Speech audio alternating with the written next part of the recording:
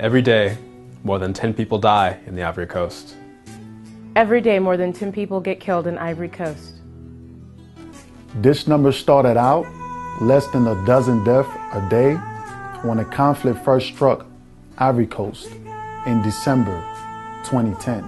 In less than 3 months, more than 1,000 people have been killed in Ivory Coast. Could be more, who knows? Could be in the tens of thousands. We really have no real way of knowing how much devastation is actually going on there.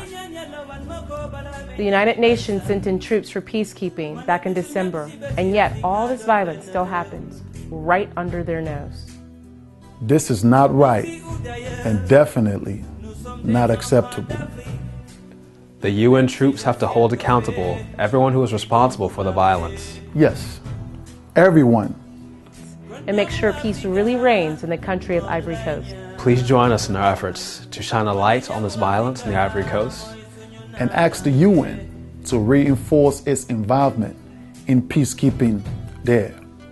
Please help us take a stand against violence, against civil war, and help us put an end to this injustice.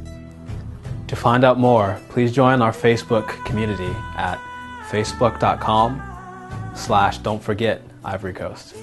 facebook.com/don'tforgetivorycoast. There is still hope for Ivory Coast. Help us before it's too late. Help us before it is too late.